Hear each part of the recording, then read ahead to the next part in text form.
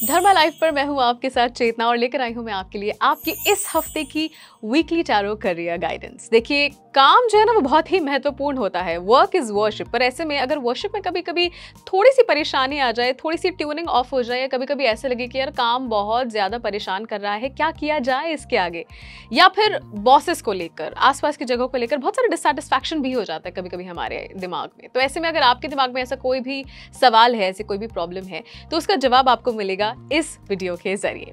मगर अगर आप ऑलरेडी जानते हैं कि इस वीडियो में कैसे आपको अपनी फाइल चूज करनी है, तो अपनी फाइल की तरफ पहुंच जाइए। अगर नहीं तो मैं आपको जल्दी से बता देती हूं कि कैसे आपको अपने खास सवाल के लिए अपना जवाब जो है वो चुनना है। यस, आपका एक यूनिक सवाल होगा और उस यूनिक सवाल के लिए आपकी जो यूनिक गाइडेंस है वो कैसे चूज करनी है वो बताती हूँ मैं आपको।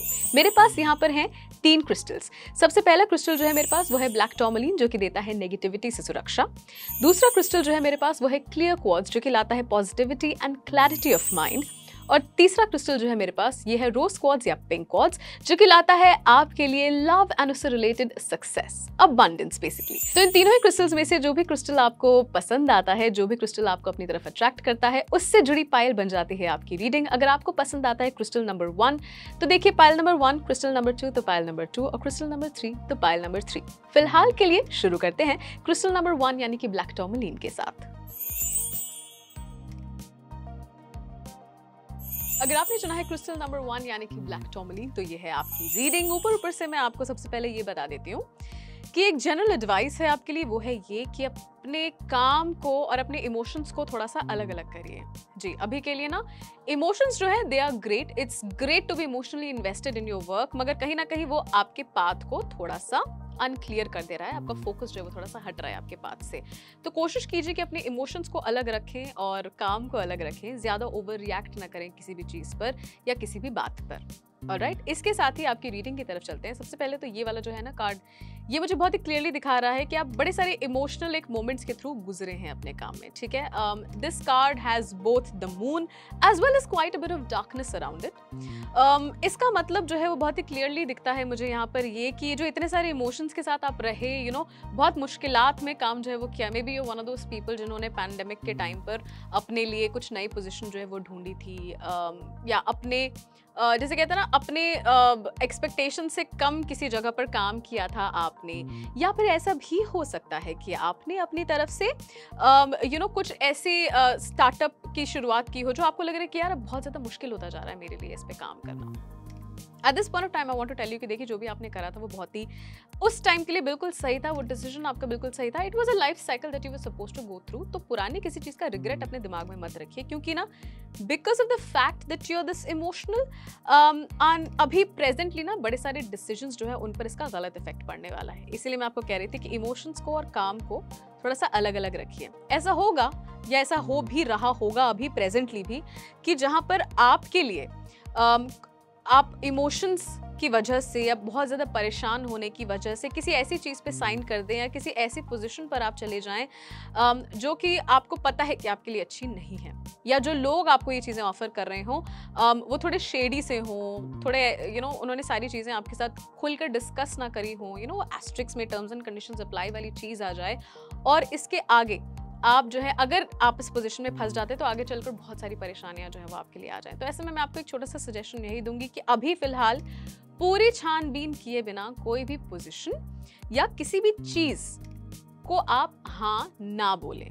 ठीक है, do not agree to any particular position और एनी पर्टिकुलर कॉन्ट्रैक्ट जब तक आप उसको ढंग से देख ना लें, उसकी जांच परख ना कर लें। ठीक है, इसके साथ ही देखिए आने वाला टाइम जो है वो डेफिनेटली बहुत बेहतर है। अगर आप ऑलरेडी इस वीडियो तक पहुंच गए हैं then it is definitely divine intervention. मैं हमेशा से यही मानती हूँ कि whenever I do these readings they go to the exact person जिनको इस रीडिंग की ज़रूरत है। तो ऐसे में आप अगर ये रीडिंग देख रहे हैं और आपने इस चीज़ को देखा है, तो इसका मतलब कहीं ना कहीं इसकी ज़रूरत आपको थी। एंड एक बार आप इस चीज़ को थोड़ा सा समझ लें, राइट, थोड़ा सा माइन्यूटली इस चीज़ को थोड़ा ऑब्जर्व करें, तो आपका आने वाला टाइम जो है वो बहुत ही ज़्यादा खूबसूरत होने वाला है। Right, you will have the solution to all the problems that you have, मगर उसके लिए थोड़ा सा इमोशनली हमको क्लियर होना पड़ेगा। मैं एक छोटी सी रेमेडी जो है वो आपको ज़रूर देती हूँ कि देखिए कुछ ही दिनों में पूर्णिमा जो है वो होगी, full moon will be there. तो फुल मून जो है ना, फुल मून पे एक छोटा सा काम जरूर कीजिएगा कि मून चार्ज्ड वाटर जो है वो जरूर पीजिए। जहाँ पर आप पूर्णिमा में जो है आपकी बालकनी में जहाँ पर भी चांदनी आती है वहाँ पर एक कांच की बोतल में पानी जो है वो रख दें और अगली सुबह ये जो मून सोक्ड वाटर है इसको आप पिए। ठीक है, ये आपके अंदर जो है इमोशनल क्लैरिटी जो है वो ला कर देगा। अगर आप ये भी नहीं करना चाहते तो एक और सिंपल सी चीज़ ज़रूर कीजिए कि अपनी मम्मी से थोड़ा सा बात कीजिए। Mothers are represented by the moon. तो अगर मम्मी के पास जाकर थोड़ा सा बैठेंगे, थोड़ा सा उनके साथ चाय वाय पियेंगे तो मन हल्का होगा और उससे भी आपके डिसीजन मेकिंग कैपेबिलिटीज़ जो है वो बेहतर होंगी। ये इमोशनल एस्पेक्ट जो है वो थोड़ा सा कम होगा। सो अगर आपने चुना था ये पाइल नंबर 1 तो ये है आपकी रीडिंग। अब चलते हैं पाइल नंबर 2 की तरफ। अगर आपने चुना है पाइल नंबर 2 यानी कि क्लियर पॉट्स तो ये है आपकी रीडिंग। और ऊपर से मैं सबसे पहली चीज़ आपको ये बता देती हूँ कि अगर आपको ऐसा लग रहा है कि अभी की सक्सेस जो है आपकी ये कोई लक है या कोई फ्लूक है तो ऐसा बिल्कुल भी नहीं है। ये कोई इसलिए आपकी तरफ नहीं आया है क्योंकि आपने जो है अचानक से कोई एक लकी फैक्टर आपकी लाइफ में आ गया, नहीं, ये इसलिए भी आया है क्योंकि आपने मेहनत करी। Please understand, luck is nothing but preparation meeting opportunity. ठीक है, तो आपने अपनी तरफ उस अपॉर्चुनिटी को ड्रॉ किया है क्योंकि आप उतने लर्नड थे, क्योंकि आपके पास उतने स्किल्स थे, इसीलिए आप वहां पर हैं जहां पर आप अभी हैं। और अगर आपको लग रहा है कि आप वहां पर नहीं हैं तो you will get into that running of becoming a king और a queen, whatever it is that you wish to be. तो ऐसे में यहाँ पर सबसे पहली चीज़ जो कि आपके लिए मेरे पास आ रही है वो है ये छोटे से शुरुआत हुई, बड़े प्यार से शुरुआत हुई, एक ट्रांसफॉर्मेशनल फेज जो है वो आपके लिए आया। May be a few of you I'm getting this। कुछ लोगों के लिए आपका टैरो करियर गाइडेंस ये कह रहा है कि आपकी अपनी फैमिली के कुछ चीज़ें थी, मे बी फैमिली का कुछ एक वो होता है ना कि डॉक्टर जो है वो चाहते हैं उनके बच्चे डॉक्टर ही बने, इंजीनियर्स के बच्चे इंजीनियर्स जो है वो चाहते हैं उनके बच्चे इंजीनियर बने, लॉयर्स चाहते हैं कि उनके बच्चे लॉयर बने। वैसी एक लेगेसी आपकी फैमिली में भी थी, मगर आपने उस फैमिली की लेगेसी से थोड़ा हटकर अपने लिए भी कुछ नया शुरू करने की कोशिश की है। बड़े सारे लोग जो है वो ऐसे होंगे, उन्होंने एक बहुत ही डिफरेंट सा पाथ जो है वो चुना होगा and the path that you chose, slow but steady आपकी ग्रोथ जो है वो रही है। और अब जिस पोजीशन पर आप हैं, please feel free to take up as many opportunities as they come for you. ठीक है, क्योंकि ये वो टाइम है जब आपके लिए बहुत सारी अलग अलग अपॉर्चुनिटीज जो है वो आने वाली हैं और इन अपॉर्चुनिटीज को आपको कहीं से भी खोना नहीं है। इन सारी अपॉर्चुनिटीज को आपको ये देखना है that they are meant for you, कि आप उस हर एक अपॉर्चुनिटी से कुछ ना कुछ नया जो है वो सीख सकते हैं, कोई ना कोई नया स्किल जो है उसको गैदर कर सकते हैं और उसके बाद आपके लिए आने वाला एक काफ़ी अच्छा लंबा टाइम जो है वो होने वाला है। और इस अच्छे लंबे टाइम के अंदर आपके लिए बहुत सारा मान सम्मान रुतबा सब एक साथ आने वाला है, right? Whatever you wish for, whether you wish for abundance, please know I never speak about money, always speak about abundance, ठीक है? क्योंकि मनी जो है ना वो एक तरीके से abundance का एक छोटा सा ही हिस्सा है। abundance जो है वो होता है आपका money plus luxuries plus more things, right? तो ऐसे में आपके लिए बड़ी सारी चीज़ें जो है वो आने वाली हैं। सो इंश्योर कि आप सारी की सारी चीज़ों को ग्रास्प कर लें। ऐसे में एक छोटा सा सजेशन जो है वो मैं आपको जरूर दूंगी, but that is at the end of the reading. फिलहाल के लिए आगे बढ़े तो देखिए, ये आपका जो फेज है काफी लंबे टाइम तक चलेगा। अगर आपको कभी भी ऐसा लगता है कि कुछ चीजें जो है वो मेरी रुक रही हैं, there are some things in my life that are not working through, अचानक से छोटी छोटी परेशानियां भी अगर आपको आ जाती हैं तो प्लीज अंडरस्टैंड, इन परेशानियों के पीछे भी आपके लिए कुछ बहुत पॉजिटिव है। क्या है वो मैं आपको बता देती हूँ।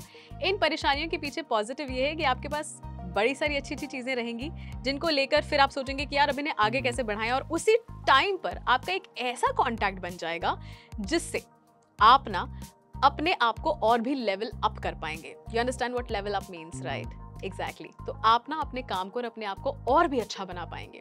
सो every time there will be a little bit of obstruction, उसके बिल्कुल बाद आपके लिए एक नया दरवाजा जो है वो खुलेगा, तो उसके लिए रेडी रहिएगा। अब आपको जल्दी से एक छोटी सी रेमेडी जो है मैं बता देती हूँ। देखिए, जो रेमेडी आपको चाहिए वो बहुत ही सिंपल है, it's not something which is very extra ordinary.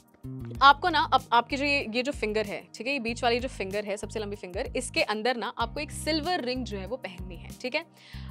ये सिल्वर रिंग जो है ना, ये बहुत ही इंटरेस्टिंग एक एस्पेक्ट जो है वो लेकर आती है। Silver ring, silver by itself, एक तो ये जो है आपको इन्फेक्शन से बचाता है, आपकी इम्यूनिटी जो है उसको बेहतर करता है। दूसरी चीज़ एक और ये करता है कि शरीर के तापमान को शांत रखता है, शरीर के तापमान को ये ठंडा रखता है। ऑल्सो सिल्वर ज्योतिष में ये मून को रिप्रेजेंट करता है और वीनस को भी रिप्रेजेंट करता है। जब आप इसको अपने मिडिल फिंगर में पहनते हैं यहाँ पर, तो ये आपके वीनस और मून दोनों को ही शांत करता है। और इसकी वजह से क्या होता है, इसकी वजह से ये होता है ना कि लग्जरीज जो है वो आपकी तरफ आती हैं और आप शांत मन से अपने डिसीजंस जो है वो ले पाते हैं। सो ये एक छोटी सी रेमेडी जरूर करके देखिएगा। इसके साथ ही साथ ये थी पाइल नंबर 2 की रीडिंग। अब चलते हैं पाइल नंबर 3 की तरफ।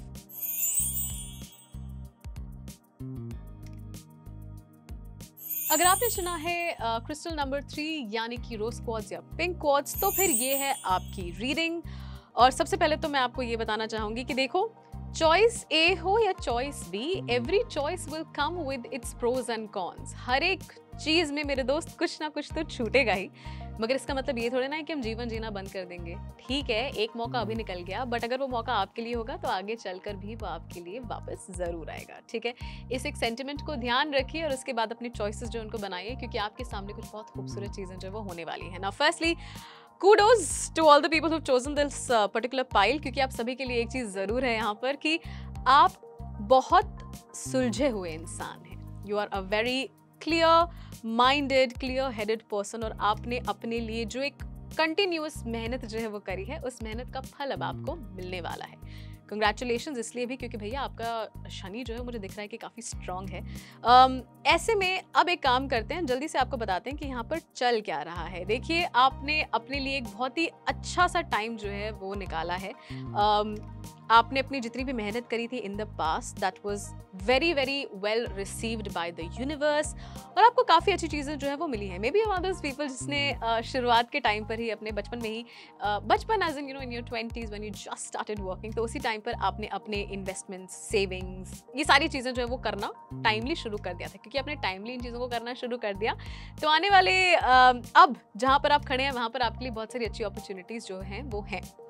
Everything please understand that you do, हर एक सिंगल ऑप्शन जो आप लेते हैं, चाहे वो आप अपने काम के बाहर भी वो चीज़ों को ले, कहीं ना कहीं वो आपका पैटर्न ऑफ वर्क जो है उसको बताती हैं। If you understand what I am trying to say, जब आप पैटर्न ऑफ वर्क जो है उसे देखते हैं, एक इंसान जो कि अपने घर पर बहुत ज़्यादा एक डिसिप्लिन से रहता है, वो डिसिप्लिन अपने साथ, या वो एक एटीट्यूड जो है वो अपने साथ अपने काम पर भी लेकर आएगा। और ऐसे में आपका जो डिसिप्लिन है, आपका जो एक तरीका है, आपका जो एक एटीट्यूड है, उसने from the universe it has gotten some very very beautiful things coming through. आपके लिए एक काफ़ी अच्छा, काफ़ी ल्यूक्रेटिव पोजीशन जो है वो आ सकता है। ऐसे में ये जो ल्यूक्रेटिव पोजीशन आपके लिए आएगा, अभी भी आई एम प्रिटी श्योर कि आप किसी एक बहुत अच्छे इंटरव्यू के लिए जाने की सोच रहे हैं, या किसी एक बहुत अच्छी अपॉर्चुनिटी के लिए जाने की सोच रहे हैं, स्पेशली वो लोग जो विदेश जाने की सोच रहे हैं। Absolutely go for the opportunity, मगर उसके बाद एक चीज़ ध्यान रखिएगा। ठीक है, this is the card that comes later on. Usually तो ये कार्ड थोड़ा सा मुझे वरी कर देता है, बट क्योंकि आपकी पीछे की रीडिंग बड़ी पॉजिटिव रही है, this is a card which transforms itself to say कि मे बी ऐसा हो सकता है कि जिस पोजीशन पर आप जाएं वहां पर थोड़ा सा आपको इश्यूज आए। Now please remember, the top of the hill is always lonely, the top of the mountain is always lonely. तो इसका मतलब ये है कि आप जिस पोजीशन पर पहुंच जाएंगे वहां पर जाकर मे बी बहुत ज्यादा दोस्त आप ना बना पाए, मे बी कुछ ऐसी छोटे मोटे इश्यूज जो है वो आ जाए, but that is nothing but like a side effect of the kind of position, fame और रिस्पॉन्सिबिलिटी दैट यू हैव। तो ऐसे में उस चीज़ को लेकर ज़्यादा सोचिएगा मत। कभी भी ऐसा लगे फ्यूचर में तो थोड़ा सा ब्रेक जो है वो ज़रूर ले लीजिएगा। बाकी everything else looks rosy and peachy for you, but do remember to give gratitude to the universe.